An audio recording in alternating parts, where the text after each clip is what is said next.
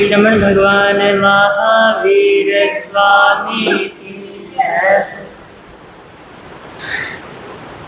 मैं दास वीर प्रभु का सुनता हूँ वीर की वाणी। मैं दास वीर प्रभु का सुनता हूँ वीर की वाणी। तुम जो दर्शन दे दो मेरी बिगड़ी बात बन जानी। मैं दास वीर प्रभु का सुनता हूँ वीर की वाणी। मैं दास वीर प्रभु का सुनता हूँ वीर की। तूने जो देखा है, तूने जो जाना है, वैसा ही हूँ मैं तो प्रभु।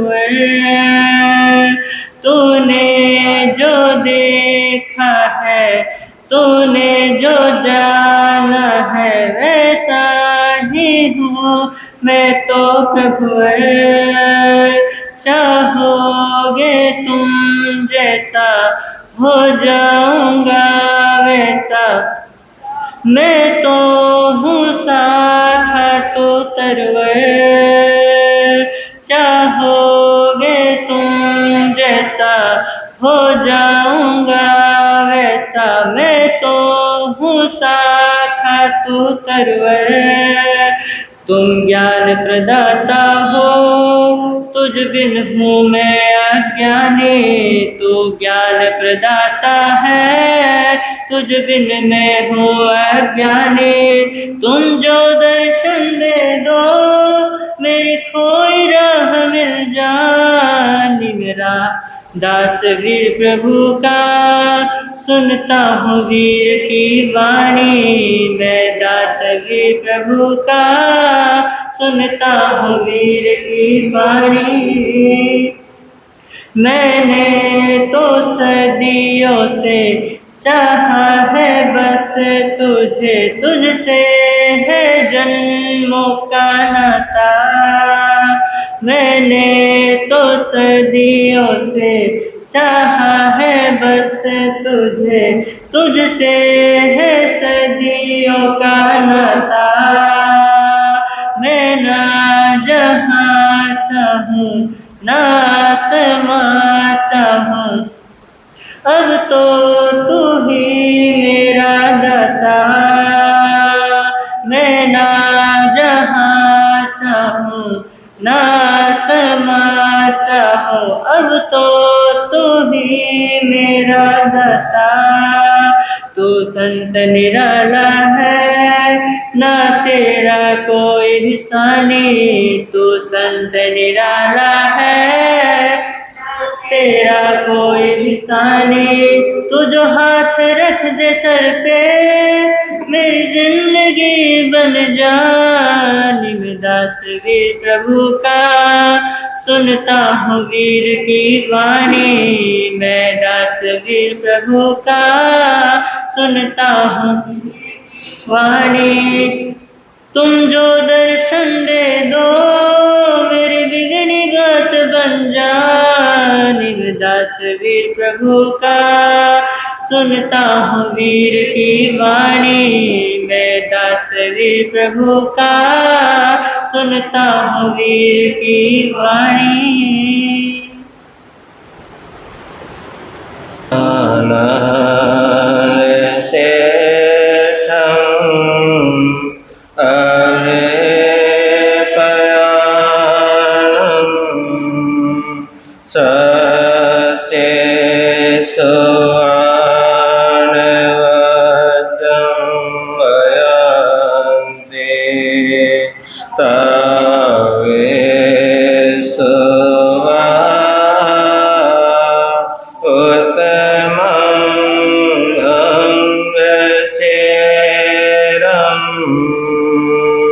लोग में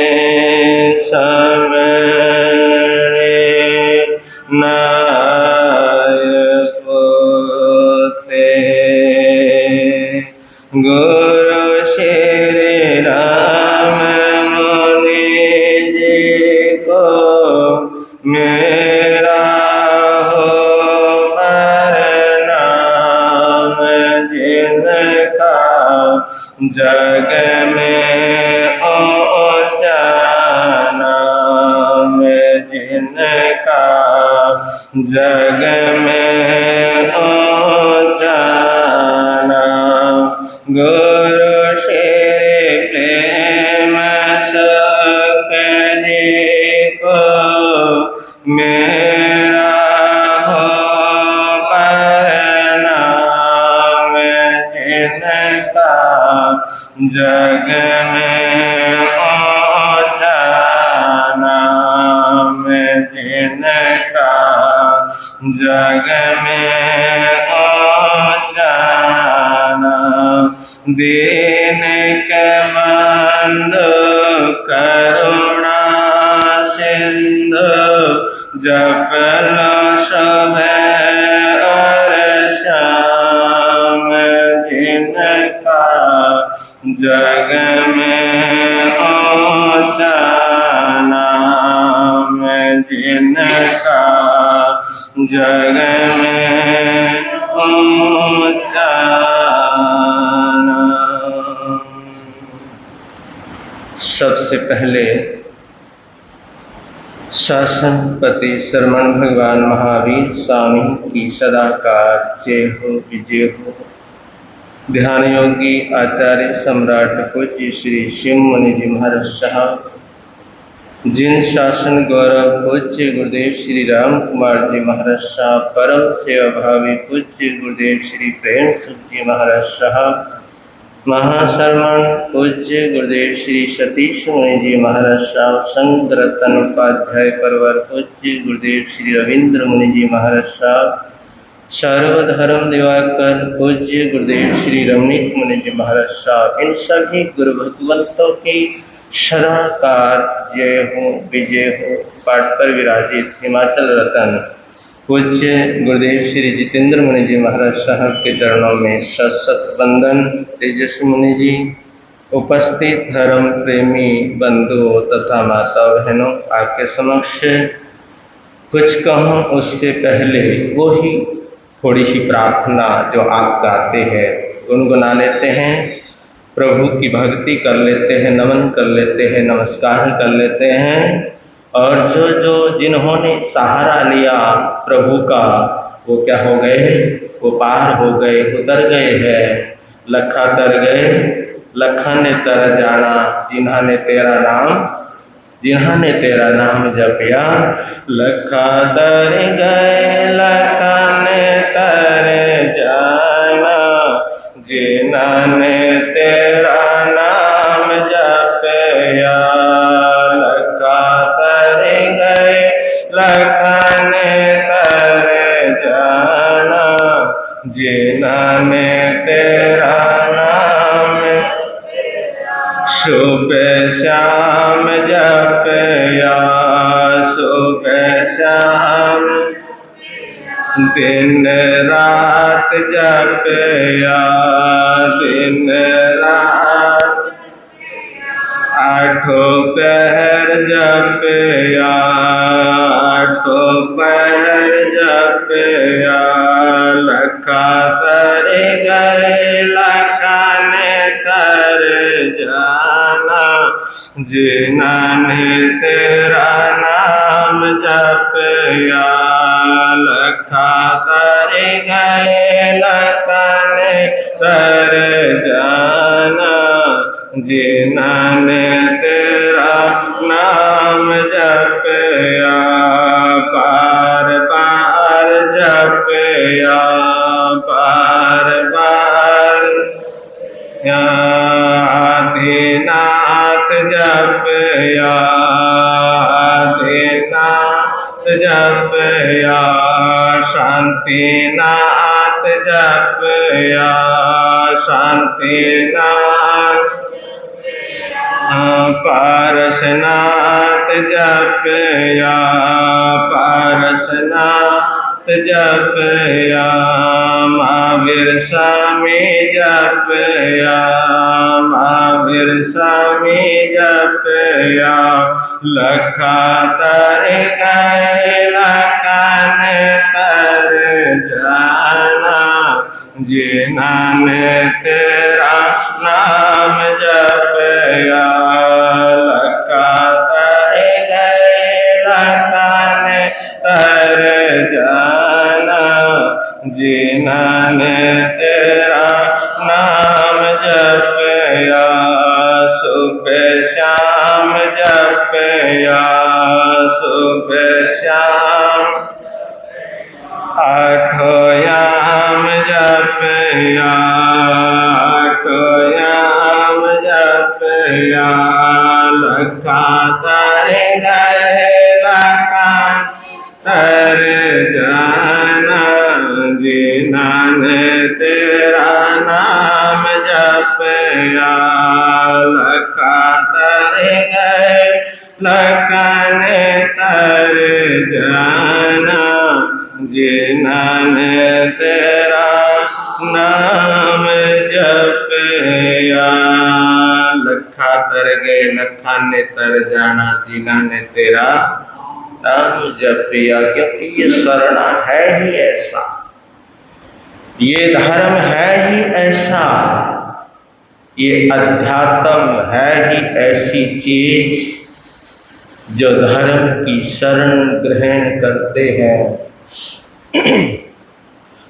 जो अध्यात्म में जीते हैं या अध्यात्म की शरण ग्रहण करते हैं, तो वो एक ना एक दिन इस संसार सागर से पार हो जाते हैं। ये है धर्म के अंदर ताकत, ये है अध्यात्म के अंदर ताकत। लेकिन शर्त है कि धर्म करो तो निर्मल भाव से करो। किससे करो? निर्मल भाव से करो, सच्चे भाव से करो, अच्छे भाव से करो। और इसी की तो चर्चा चल रही है। ये 10 लाख परम सबसे पहले जो धर्म है वो है उत्तम क्षमा धर्म, दूसरा उत्तम मार्ग धर्म और तीसरा उत्तम आर्जव धर्म। उत्तम आर्जव धर्म के ऊपर कल आपने चर्चा सुनी थी। थोड़ी सी और इसको आगे बढ़ाने का भाव रखते हैं, थोड़ा सा और इसमें गहराई में जाने का प्रयास करते हैं, क्योंकि जितनी हम गहराई में जाएंगे उतना ही हम कुछ ना कुछ नया पाएंगे, कुछ ना कुछ अच्छा पाएंगे, कुछ ना कुछ अच्छा नया हमारे को नया मिलेगा। और देखिए, अगर आप एक किताब को या कोई आगम को अगर बार बार आप उस आगम का पठन पाठन करते हैं, उस आगम को पढ़ते हैं, तो हर बार आपको उसमें नया कुछ ना कुछ जरूर मिलता है, नया कुछ ना कुछ जरूर प्राप्त होता है। तो जितनी हम गहराई में जाएंगे, जितनी गहराई में चले जाएंगे, उतने ही हम हीरे मोती हमारे को प्राप्त होंगे। क्योंकि हीरे मोती कहाँ मिलते हैं? गहराई में मिलते हैं। ऊपर तो कंकड़ और पत्थर मिला करते हैं, तो हीरे मोती तो गहराई के अंदर ही मिला करते हैं। आर्जव धर्म मन वचन काया की सरलता को आर्जव कहते हैं। मन वचन काया की सरलता को क्या कहते हैं? आर्जव कहते हैं। रिजुता का भाव, सरलता का भाव, रिजुता का भाव ही क्या है? आर्जव है। तो नमन में फेर है।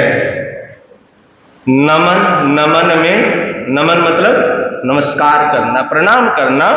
नमन में फेर है, अधिक नमे बेईमान। नमन में फेर है, अधिक नमे बेईमान। दगाबाज दूनों नमे, चीता चोर कमान।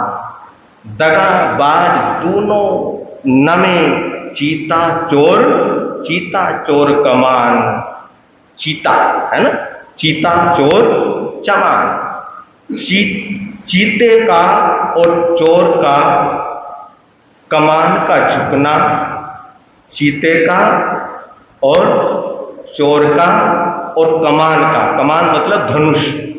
चीता, चोर और कमान का झुकना कभी कभी अनर्थ हो जाता है। ये झुकना, चीता देखा होगा ना आपने, शेर, बाघ जब शिकार करता है तो धीरे धीरे क्या करता है, वो धीरे धीरे आता है कि किसी को पता भी ना लगे। धीरे धीरे धीरे आके नीचे झुक के तो वो क्या करता है, शिकार करता है, वो हमला करता है। चीता हमला करने के लिए झुकता है, झुककर फिर आगे क्या करता है, वो आगे कूदता है, आगे छलांग मारता है। और चोर मीठा बोलता है। चोर क्या करता है, चोर मीठा बोलता है। तो विश्वासघात करने के लिए कमान, धनुष, जिसको हम धनुष कहते हैं, झुकने पर तीर क्या करती है, तीर चलाती है। तो नमन नमन में फेर है, अधिक नमे बेईमान, दगाबाज दूजो नमे, चीता चोर कमान।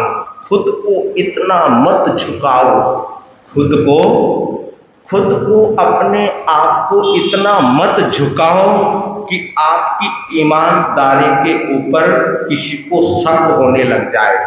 किसी को क्या होने लग जाए, आपकी जो सच्चाई है, आपकी जो ईमानदारी है, खुद को इतना मत झुकाओ कि आपकी ईमानदारी के ऊपर, आपकी सच्चाई के ऊपर किसी को शक होने लग जाए। क्योंकि कपटी व्यक्ति बहुत झुकता है। जिसके अंदर क्या होता है, जिसके अंदर छल होता है, जिसके अंदर कपट होता है, जिसके अंदर कपटपन होता है, ऐसा कपटी व्यक्ति, ऐसा छली व्यक्ति क्या करता है, वो बहुत झुकता है, बार बार झुकता है, बार बार झुकने का प्रयास करता है। और दगाबाज उससे भी ज्यादा, जो दगाबाज होता है, धोखेबाज होता है, तो वो उससे भी ज्यादा क्या करता है, वो उससे भी ज्यादा झुकता है। तो छल कपट बड़ी मीठी कसाई है। ये क्या है, छल कपट बड़ी मीठी कसाई है। या यूं कहूं कि शहद लगी तलवार, है ना, तलवार देखी होगी आपने, शहद लगी तलवार, जिस तलवार के ऊपर शहद लगा हो, जिससे अपनी ही जीभ कट सकती है, अगर उसको हम अपनी जीभ से चाटेंगे, किसको, तलवार को, तो हो सकता है चाटते वक्त अपनी ही क्या कट जाए, अपनी ही जीभ कट जाए। छल, और ये सच्चाई है, इस सच्चाई को हम ठुकरा नहीं सकते कि जो लुटाओगे वही लौटकर तुम्हारे पास, वही तुम्हारे पास आने वाला है। जो आप दोगे वही तुम्हारे पास, वो तुम्हारे पास आने वाला है। जो तुम अपने से लुटाओगे वही तुम्हारे पास क्या है, वही तुम्हारे पास आने वाला है। हमें मिलता वही है जो हम दूसरे को देते हैं, हमें वही मिलता है जो हम दूसरे को देते हैं। लौटता वही है जो हम क्या करते हैं, जो हम लुटाते हैं। ये तो पक्की बात है, ये तो पक्की बात है कि सहयोग लुटाओगे, किसी को सहयोग दोगे, अगर सहयोग लुटाओगे तो सहयोग क्या करोगे, सहयोग पाओगे। ये तो असलियत है, सच्चाई है कि अगर हम सहयोग लुटाएंगे तो सहयोग लौटेगा। नेकी लुटाओगे तो नेकी लौट कर आएगी, और बदी लुटाओगे तो बदी लौट कर आएगी। एक बार एक छोटा सा दृष्टांत है कि एक बार एक बकरी वाले व्यापारी ने मक्खन बेचने वाले के ऊपर केस दर्ज कर दिया। क्या कर दिया? केस दर्ज कर दिया, उसके खिलाफ मुकदमा कर दिया कि ये जो हमारे को सामान देता है तोलकर, ये सामान हमारे को कम देता है। क्या देता है? कम देता है। तो कम सामान देने की वजह से उसने उसके ऊपर क्या कर दिया?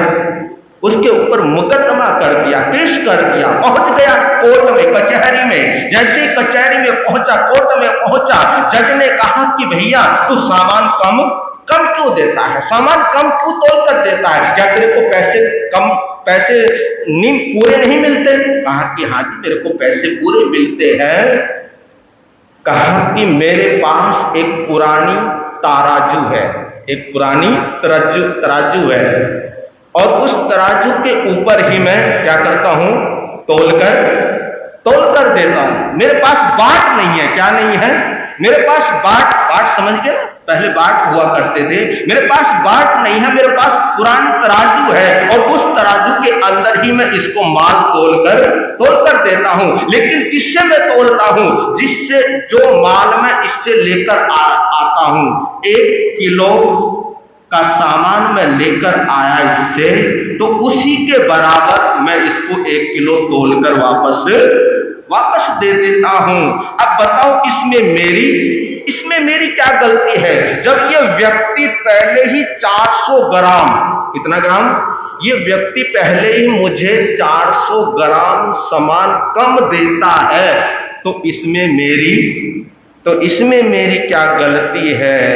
इसलिए तो कहा गया है कि जो दगा दोगे वही मिलेगा, जो आप दोगे वही मिलेगा। कम तोल कर दोगे तो कम मिलेगा, बराबर दोगे तो बराबर मिलेगा, और ज्यादा दोगे तो ज्यादा मिलेगा। इस हाथ दे और उस हाथ लेने का क्या है? इस हाथ दो और उस हाथ लेने का यहाँ तो क्या है? यहाँ तो सिद्धांत है। छल से छले जाते हैं, छल से छले जाते हैं छल करने वाले, है ना? समझे ना? छल से छले जाते हैं छल करने वाले। जो छल करते हैं, जो कपट करते हैं, जो मायाचारी करते हैं, वो व्यक्ति ये सोचते हैं कि हम इसको छल रहे हैं। हम क्या कर रहे हैं? हम इसको छल रहे हैं। लेकिन ये नहीं सोचते कि तुम खुद ही अपने आप को क्या कर रहे हो? अपने आप को छल रहे हो। इसलिए कहते हैं, कहा कि एक बार एक छोटा सा दृष्टांत और आया। कहते हैं कि एक बार मुल्ला नसरुद्दीन, है ना, नाम सुना होगा आपने, मुल्ला नसरुद्दीन एक रेल यात्रा में यात्रा कर रहा था। कौन कर रहा था? मुल्ला नसरुद्दीन एक रेल यात्रा में यात्रा कर रहा था। तो उसको बैठने के लिए जगह नहीं मिली, स्थान नहीं मिला। बड़ा परेशान हुआ, बड़ा दुखी हुआ। सोचने लगा तो करूं क्या, कहां बैठूं? क्योंकि कोई स्थान ही नहीं है। लेकिन मन के अंदर एक मक्कारी सूझी। क्या सूझी? एक भाव आए, मायाचारी के भाव आए अंदर कि कुछ ना कुछ तो करना पड़ेगा। तो उसने क्या किया? एक नकली सांप, है ना, बहुत आते हैं ना नकली सांप, घरों में देखते हैं, बच्चों के पास देखते हैं। तो एक नकली सांप, उसमें हवा भरी और हवा भरकर उसने उसको कहां डाल दिया? डब्बे के अंदर डाल दिया। जब डब्बे के अंदर डाल दिया तो हवा से जब वो इधर उधर फुदकने लगा तो लोगों ने देखा कि सांप। तो लोग क्या हो गए? लोग डर गए, घबरा गए। क्योंकि भैया मौत से हर कोई क्या करता है? डरता है। हर कोई भयभीत होता है, हर कोई घबराता है। कोई नहीं चाहता मरना, कोई मरना नहीं चाहता। तो लोग डर गए, घबरा गए और फटाफट डब्बे से नीचे उतर गए। लो जी, डब्बा क्या हो गया? डब्बा खाली हो गया। और जब डब्बा खाली हो गया तो मुल्ला नसरुद्दीन बड़ा खुश हुआ, बड़ा प्रसन्न हुआ। तो आराम से अपना सामान रखा, बैठा और जैसे ही बैठा थोड़ी देर के बाद मुल्ला नसरुद्दीन को नींद आ गई। क्या आ गई?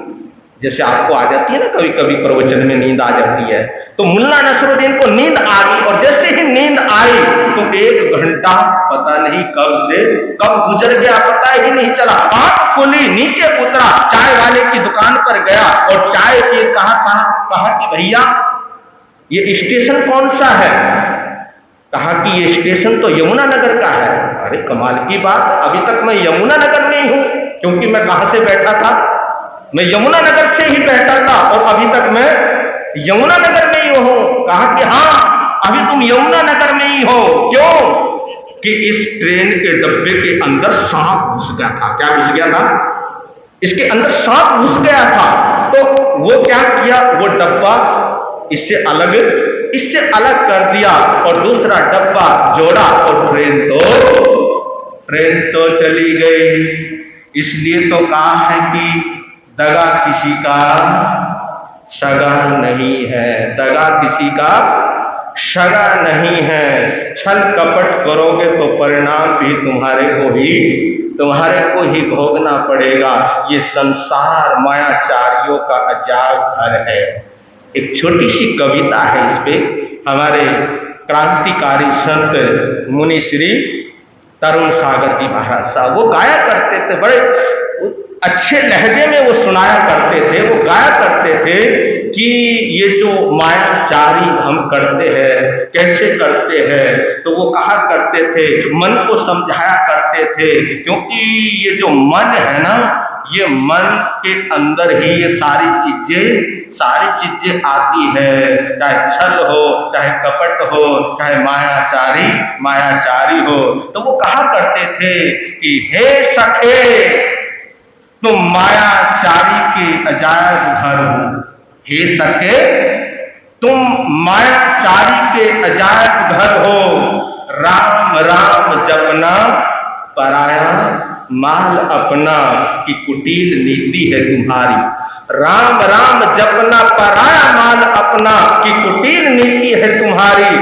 मुख में राम बगल में छुरी की कुटिल नीति है तुम्हारी। आम के आम गुठली के दाम की कुटिल नीति है तुम्हारी। तन के उजले, है ना, नाद होके आए ना बिल्कुल करीम पाउडर लगा के। तन के उजले मन के काले की कुटिल नीति है तुम्हारी।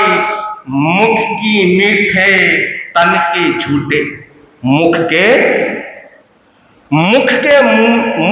मीठे तन के झूठे की कुटिल नीति है तुम्हारी। अपना काम बनता जनता जाए, है? अपना काम बनता भाड़ में जाए जनता की कुटिल नीति है तुम्हारी। जहां देखी तवा परात वहीं गुजारी सारी रात की कुटिल नीति है तुम्हारी।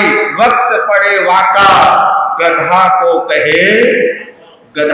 कहे काका की कुटिल नीति है तुम्हारी। कथनी के दयालु करनी के भालू, कथनी के दयालु करनी के भालू की कुटिल नीति है तुम्हारी। गंगा गए गंगादास, यमुना गए यमुनादास की कुटिल नीति है तुम्हारी। चोर से कहे चोरी कर, चोर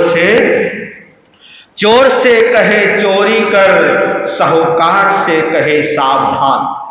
चोर से कहे चोरी कर, साहूकार से कहे सावधान की कुटिल नीति है तुम्हारी। हाथी के दांत खाने के कुछ दिखाने के कुछ, ये कहावत तो सुनी है आपने कि हाथी के दांत खाने के कुछ दिखाने के कुछ की कुटिल नीति है तुम्हारी। रघुपति राघव राजा राम जैसा मौका वैसा काम की कुटिल नीति है तुम्हारी। गिरगिट की भांति रंग बदलना, है ना, बदलते हैं ना गिरगिट, है ना, गिरगिट को भी माफ कर दिया आज के लोगों ने। तो क्या कर दिया? गिरगिट को भी माफ कर दिया। गिरगिट की भांति रंग बदलना की कुटिल नीति है तुम्हारी। तो हे सखे इस नीति को, अनीति को, हे सखे मन को कहा कि हे सखे इस नीति को, अनीति को, कुटिल नीति को, इसको कुटिल नीति को, वक्र नीति को छोड़ दे, वक्र नीति को छोड़ दे, इस नीति को, अनीति को, कुटिल नीति को, वक्र नीति को छोड़ दे, अन्यथा नीति करेगी जीवन का दहन। रे चपल मन कर तू अरहत का, रे चपल मन कर तू अरहत का भजन, कर तू अरहत का भजन। अगर अरहत अरिहंत परमात्मा का क्या करेगा, स्मरण करेगा, भजन करेगा, तो क्या हो जाएगा, तू पार हो जाएगा। बनावटी मायाचारी का चेहरा कृत्रिम होता है। मायाचारी का जो चेहरा है ना, क्या होता है, कृत्रिम। मायाचारी जो होता है उसका चेहरा कृत्रिम होता है। कृत्रिम समझते हो, कृत्रिम का मतलब है बनावटी, है ना। कृत्रिम मतलब बनावटी चेहरा, हंसी हंसी, नकली चेहरा, जिसको हम कहते हैं, क्या कहते हैं, नकली चेहरा। तो मायाचार को छोड़कर जो सरलता को अपनाता है, मायाचार को छोड़कर जो सहजता को अपनाता है, सरलता को अपनाता है, उसी का जीवन सार्थक, उसी का जीवन सार्थक बनता है। इसलिए महापुरुषों ने कहा कि ये कामना, वासना, तृष्णा की मछलियों का त्याग कीजिए। ये जो कामना है, वासना है, इच्छा है, ये जो तृष्णा है, इन मछलियों का क्या कीजिए, इन मछलियों का त्याग कीजिए। सरल व्यक्ति हंस की प्रवृत्ति जीता है। जो व्यक्ति सरल होता है ना, जो सहज होता है, उसकी तुलना किससे की, हंस, है ना, हंस, हंस से तुलना की है उसकी, कि जो सरल व्यक्ति होता है, जो सहज व्यक्ति होता है, सरल व्यक्ति हंस की प्रवृत्ति जैसा जीवन जीता है। जबकि कपटी बगुले का आचरण, जो कपटी होता है, जो मायाचारी होता है, वो किसका आचरण अपनाता है, वो बगुला, देखा ना आपने, बगुला, है ना, बगुला भक्त, ऐसा बोलते ना, बगुला भक्त। तो वो बगुले का आचरण अपनाता है, जो कपटी होता है, जो मायाचारी होता है। देखिए कमाल की बात है, बगुला जब खड़ा होता है ना, है ना, जब ऐसा लगता है भाई इस जैसा भक्त ही नहीं है। देखिए वर्ण रंग कलर, है ना, वर्ण रंग कलर दोनों के क्या है, बगुले के भी और हंस भी सफेद है, और बगुला भी सफेद है, लेकिन स्वभाव दोनों का क्या है, दोनों के स्वभाव के अंदर अंतर है। एक की दृष्टि कहां पर है, एक की दृष्टि मछलियों के ऊपर है, और दूसरे की दृष्टि मोतियों के ऊपर है। भैया जिसमें दिलचस्पी होती है, जिसमें क्या होती है, दिलचस्पी होती है, उसकी दृष्टि वहीं पर होती है। बगुले की जो दिलचस्पी है वो किसमें है, वो मछलियों में है, और हंस की दिलचस्पी है वो किसमें है, वो मोतियों में है। तो जिसकी जहां दिलचस्पी होती है उसकी दृष्टि वहीं तक ही जाती है, उसकी दृष्टि वहीं रहती है। तो हंस सरोवर में मोती चुगता है, हंस सरोवर के अंदर मोती चुगता है, जबकि बगुले जीवन, जो बगुले होता है की दृष्टि मछली के ऊपर ही बनी रहती है। इसलिए कहते हैं कि जीवन हंस बनाना है, अपने जीवन को हंस जैसा बनाना है। बगुला कपटी और कुटिल हमारे को नहीं बनना है, क्योंकि संसार की वासना, संसार की कामना, संसार की इच्छा, संसार की तृष्णा, ये सब मछलियां हैं। ये जो है ना, ये कामना, वासना, तृष्णा, इच्छा, ये सब क्या है, ये सब मछलियां हैं। जीवन में अगर इन्हें अगर जीवन में आप इन्हें अपनाने की कोशिश करोगे, खाने की भी मन में बसाने की वृत्ति अगर हमारे मन के अंदर बनी रहेगी, अगर हमारे जीवन के अंदर बनी रहेगी, तो ये जीवन कभी भी हंस नहीं बन पाएगा। इसलिए तो कहते हैं कि बगुला से कागा भलो, बगुला से कागा भलो, भीतर बाहर एक समान, है ना। कागा है ना, कागा बाहर से भी क्या होता है, वो बाहर से भी काला है और अंदर से भी काला। कोई वो नहीं है, कोई दोहरा जीवन है नहीं है। यहां तो स्पष्ट हो गया, क्या हो गया, स्पष्ट हो गया कि जो कागा है अंदर से भी क्या है, वो काला है और बाहर से भी काला है। बगुला से कागा भलो, भीतर बाहर एक समान। लेकिन बगुला बाहर से सफेद है और अंदर से काला है।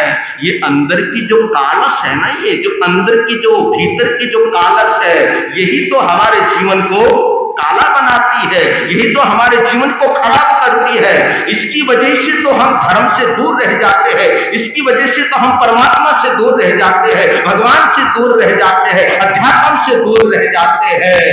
अगर जीवन के अंदर कालस बनी रहेगी तो जीवन अच्छा, प्रभावशाली और पवित्र नहीं बनने वाला।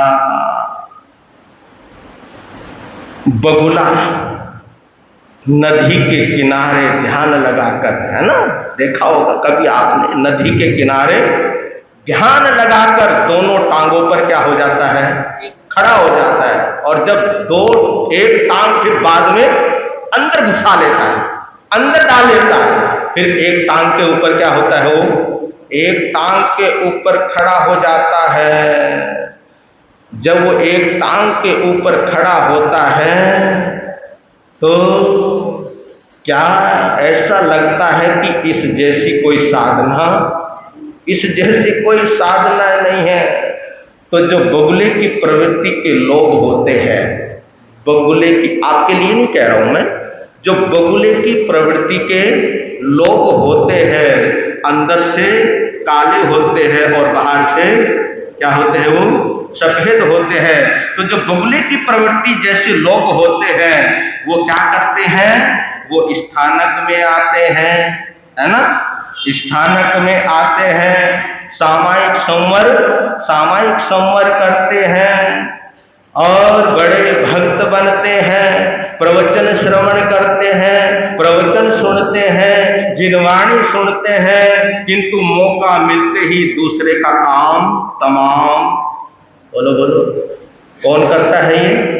जो बगुले की प्रवृत्ति जैसा आदमी होता है, वो ये काम करता है, सारी क्रियाएं करता है, लेकिन जब मौका मिलता है उसको, मौका मिलने पर वो फिर छोड़ता नहीं है। दूसरे को छलने में, धोखा देने में, दगाबाज, वो बाज नहीं आता है। दूसरे को कैसे छला जाता है, दूसरे को कैसे धोखा दिया जाता है, बस इसी उधेड़ गुण में वो व्यक्ति लगा रहता है, तो वो बाज नहीं आता।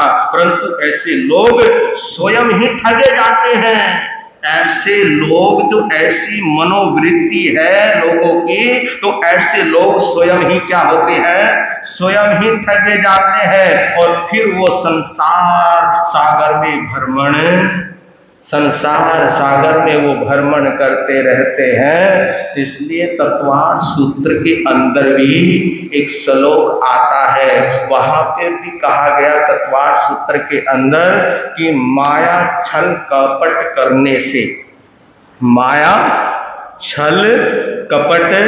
करने से तिर्यंच योनि की प्राप्ति होती है। किसकी होती है? माया छल कपट करने से तिर्यंच योनि की प्राप्ति होती है। वो फिर पशु बनता है। तो हमें अपने आप को देखना, अपने आप को निहारना है, अपने चेहरे को देखना है कि हमारा चेहरा कहीं बदल तो नहीं रहा। और होता है ऐसा, आज होता है कि सुबह चेहरा अलग है, सुबह चेहरा अलग है, दोपहर में चेहरा अलग है, शाम को अलग है। और यही नहीं, मकान का चेहरा अलग होता है, मकान का चेहरा, घर का, कोठी का, मकान का चेहरा अलग होता है और दुकान का चेहरा, बोलो बोलो, होता है नहीं होता? मकान का, घर का चेहरा अलग होता है और दुकान का चेहरा अलग होता है। और मंदिर स्थानक का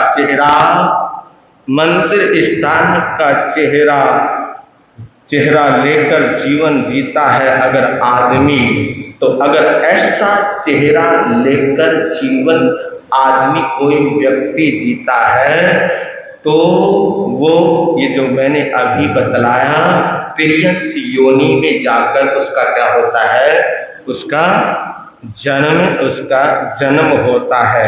तो हमारे को समझना है। और कहते हैं कि माया मित्तानि नासेई, माया मित्तानि नासेई, माया मित्रता का क्या करती है, माया मित्रता का नाश कर देती है, नाश करने वाली होती है। जैसे दो व्यक्ति है, कितने व्यक्ति हैं, दो व्यक्तियों का परस्पर क्या है, प्रेम है, सर्वाधिक प्रेम है, इतना प्रेम है दोनों के अंदर, दोनों व्यक्तियों के अंदर इतना प्रेम है, किंतु एक के हृदय में क्या है, एक के हृदय के अंदर छल है, एक के हृदय के अंदर कपट है, एक के हृदय के अंदर मायाचार है। तो वो केवल वो जो मायाचार है, अगर उसको दूसरे को पता लग जाता है कि इसके हृदय के अंदर क्या है, इसके हृदय के अंदर कपट है, इसके हृदय के अंदर छल है, अगर दूसरे मित्र को पता लग जाता है तो मित्रता क्या हो जाती है, फिर मित्रता खत्म हो जाती है।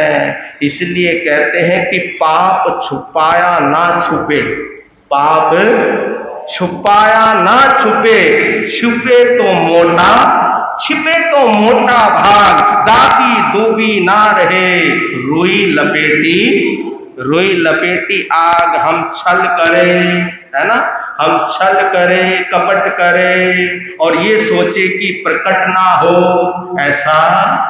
ऐसा हो नहीं सकता। शुद्ध हृदय हो, पल में हो जाए कल्याण, बगुला भक्तों को मिल नहीं सकते भगवान। जिसका हृदय शुद्ध होता है, कपट रहित होता है, छल रहित होता है, उसी का तो क्या होता है, उसी का तो कल्याण होता है। और जो बगला भक्त होते हैं, बगला भक्त को का कल्याण नहीं होता है। इसलिए तो कहते हैं कि दिल में पाप भरा हो, दिल के अंदर क्या भरा हो, दिल में पाप भरा हो और मुख से कहते राम, दिल में पाप भरा हो और मुख से कहते राम, तो भैया कैसे होगा कल्याण। तो चिंतन कीजिए, ये अनंत पुण्य से ये मानव जीवन हमारे को, अनंत पुण्य से, पता नहीं कितना पुण्य जीवन के अंदर क्या होगा, तब जाकर ये मानव जीवन हमारे को क्या हुआ है, ये मानव जीवन की प्राप्ति हुई है, मानव जीवन मिला है। फिर हम इस जीवन को पाकर इस माया में गंवा बैठे, इस माया के अंदर, छल कपट के अंदर अगर हम इस जीवन को गंवा बैठे तो क्या लाभ, कोई लाभ नहीं है। तो महापुरुष कहते हैं कि सरल बनिए, क्या बनिए, सरल बनिए, मायाचारी से दूर रहिए, छल कपट के को त्यागिए और सरलता सहजता से जीवन को चलाइए। तो जीवन क्या हो जाएगा, जीवन सुंदर बन जाएगा, जीवन अच्छा बन जाएगा।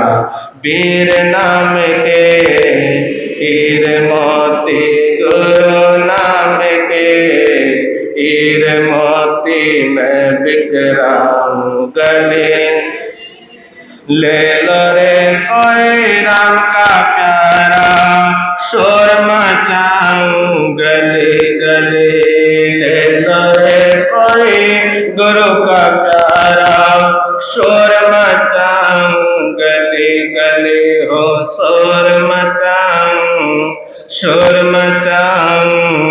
शोर मचाऊं गले गले।